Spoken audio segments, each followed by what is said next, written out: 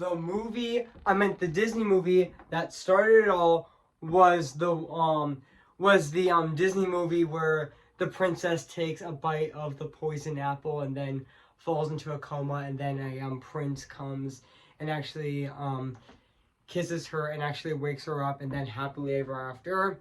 And that is going to be, which I am going to be reviewing, Snow White and the Seven Dwarfs. So yeah, so before I go, right over here, I am going to say this.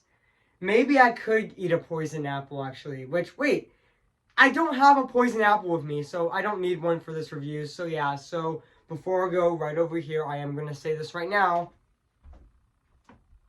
Cue the intro.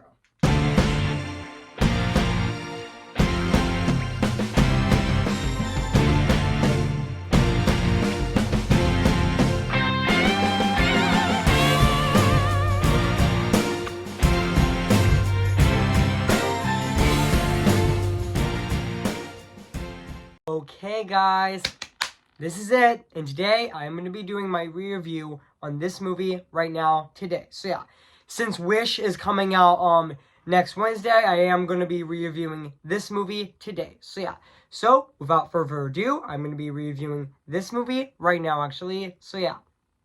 Hey guys, this is Evan's Disney's Film Corner 2023 here on Today's What Guys, and today I am going to be doing my review on Snow White and the Seven Dwarfs. Came in the year of 1937. So yeah guys, so I am going to read this plot on the internet. So yeah, so basically what the plot's about: the grim fairy tale gets a Technicolor treatment in Disney's first animated feature. The jealousy of Snow White's beauty, the wicked queen, orders the murder of the innocent stepdaughter, but later discovers that Snow White is alive and hiding in a cottage with seven friendly little manners, discussing herself as disguising herself as a hag. The queen brings a poison apple to Snow White, who falls into a death-like sleep that can be broken by a kiss from a prince. So yeah, so that's basically what the plot's about this movie. So yeah, so I did remember that this movie had its world premiere at the Glassy Circle Theater on December 21st of 1937, and it got released worldwide in theaters on February 4th of 1938, and I know this movie is actually 83 minutes long, and also yeah. So yeah, I did remember that Walt Disney began considering making his first full-length feature in 1933. At the time, his studio has been sorting in the production of shorts such as the Silly Symphony series. Despite popularity among the audience, Disney believed that shorts wouldn't be enough to grow profits even further for the studio, following the success of the Three Little Pigs in May of that year.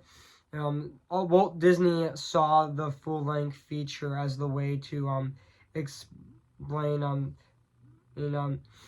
his expand his storytelling possibilities, along for ensemble plots and character development by March of 1933. I mean, he was gonna do a film adaptation of Alice in Wonderland, but with Mary Pickford. He was going to do a live-action animation hybrid of that movie, but that didn't happen because he realized that that Paramount was making their own version of Alice in Wonderland. That Walt Disney decided, you know what, I'm going to make Snow White instead. I'm going to make Snow White to be my first animated feature, and my first movie, instead of Alice in Wonderland, which he would actually eventually make that movie in 1951. So yeah, which he would finally make that movie in 1951. So yeah, and in the spring of 1934, he decided to bring the the Brothers Grimm fairy tale Snow White as which I'm speaking of inspiration. His the 1916 silent film which he saw in Kansas City back in January of 1917. So yeah, not 1917. Which he announced that the production of Snow White and the Seven Dwarfs, which not only it would be his first animated feature, but also the first full-length cell animated feature in history, which honestly even though on August 9th of 1934 they began writing, which has physical characters, searches and with gags and for the story, which among the comedic, along with the focus of the characteristics and comedic possibilities of the dwarfs, I do remember that Walt Disney everyone had doubts over Snow White and the Seven Dwarfs because they say it's Walt Disney's folly because it's because they thought it was impossible for an animated feature like that. So to make an animated feature. So because they thought that they would watch a an hour of slapstick which in colors which would give people a headache, which honestly which I know that fun fact, originally the prince in the movie was going to have a much bigger role actually, but his role was scaled back because of the animators were having a hard time animating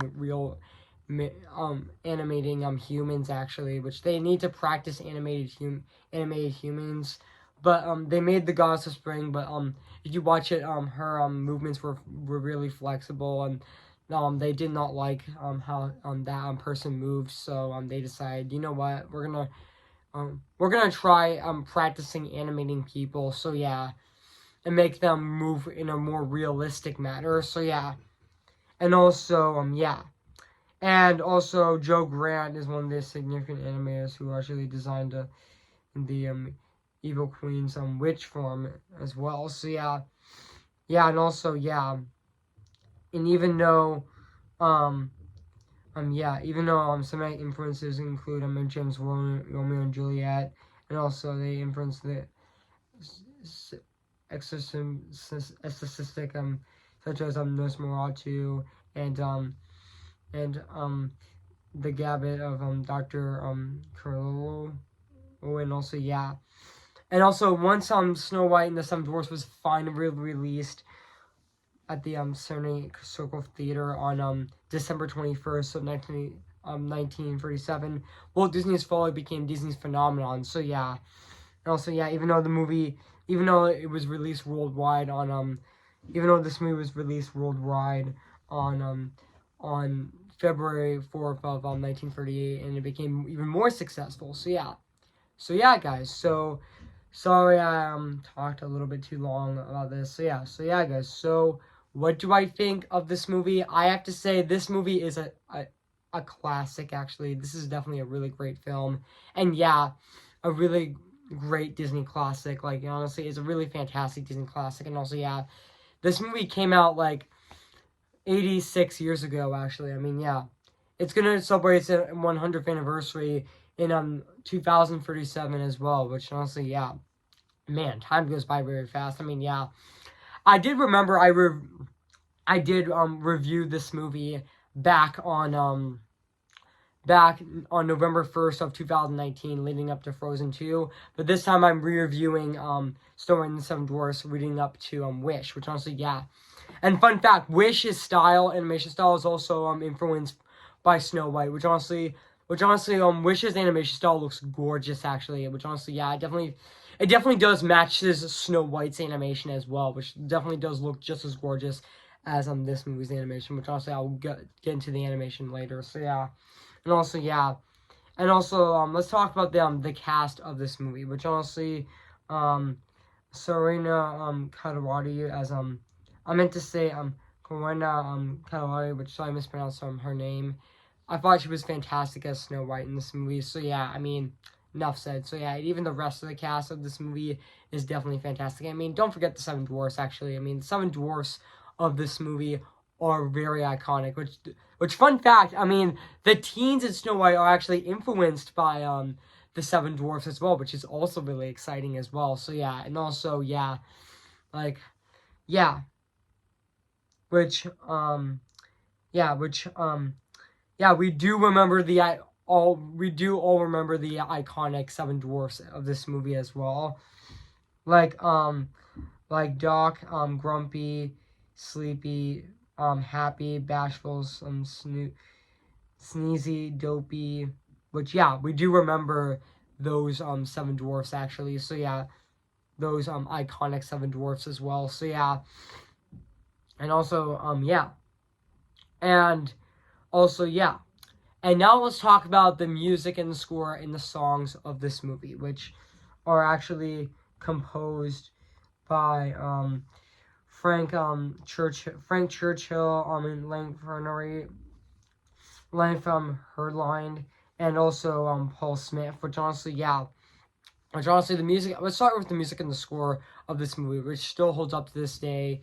86ers they are fantastic, and also yeah. And now let's talk about the songs of this movie, which one song by the Wishing Well, I'm Wishing, and Whistle While You Work, and Someday My Prince Will Come, and Hi Ho. Oh, and also yeah, which were definitely really classic Disney songs as well. So yeah, and also When You Smile on the song, which honestly yeah, they were great songs. So yeah. And now let's talk about the animation of this movie, which honestly it still holds up to this day. 86 years later, it still looks fantastic. I mean, yeah, it still looks phenomenal to this day. I mean, 86 years later, it still holds up. So yeah. So yeah, I am planning on re-reviewing Pinocchio in the future, which I am planning on doing that. I don't know when, but we'll see. So yeah, so overall, I mean, yeah.